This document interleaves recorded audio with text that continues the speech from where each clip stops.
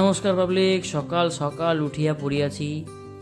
উঠিনি, কারেন্ট চলে যাচ্ছে, পুজো আসছে, ওই জন্যে হয়তো কারেন্ট তাড়াতাড়ি সকালে বন্ধ করে দিচ্ছে, কাজ হচ্ছে। তো যাই মুখ হাত টোকা দিয়ে পোহা এটাকে পোহাই বলি আমরা, বা ছয় পোহা বলে আমরা, চিড়ে পোলাও বলি। তো আজকে খুব টেস্টি হয়েছিল, ভালো লাগছিলো বেশ। খেয়ে দিয়ে একটু বেরাতে হবে, একটু কাজ আছে। তো এক দাদার কাছে গেলাম, তো দাদার গাড়ি লোড করছিলো, আমাকে বললো দাঁড়াতে। তো দাদা 1 ঘন্টা বসিয়ে আমাকে টাকা দিল।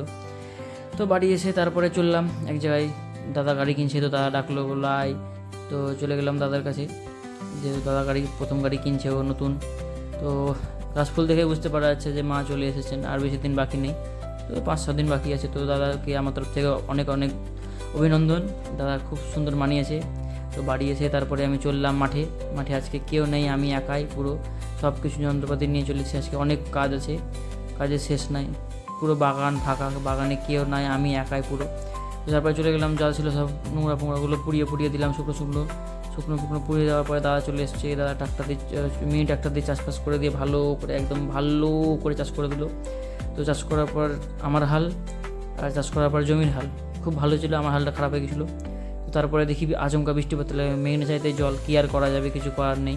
তো তারপরে গহমা কাটতে হবে, অনেক বেজে গেল, কাজ করতে করতে অনেক টাইম হয়ে গেল, প্রায় 4টে বাজতে চললো। বাড়ি গিয়ে খেতে হবে, খিদাও পেয়েছে। মা বলেছিল আনতে কিছু, তো আমি নিয়ে আসিনি, যাই হোক তাড়াতাড়ি করে নিই। তো তা করতে করতে আজকের মতো কাজ শেষ এখানে। তো তা করতে করতে এক ভাই বললো একটু দাঁড়াতে, তো দাঁড়িয়ে গেছিলাম।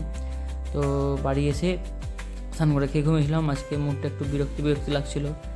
তো স্নান করে মুখ হাতটা একটু ফ্রেশ হলো, ফ্রেশটা হওয়ার পরে ঘুম পাচ্ছিলো। তো ঘুম টুম পেয়ে আজকের মতো টাটা বাই বাই, আমি ঘুমাই, আর পরে দেখা হচ্ছে, বাই বাই।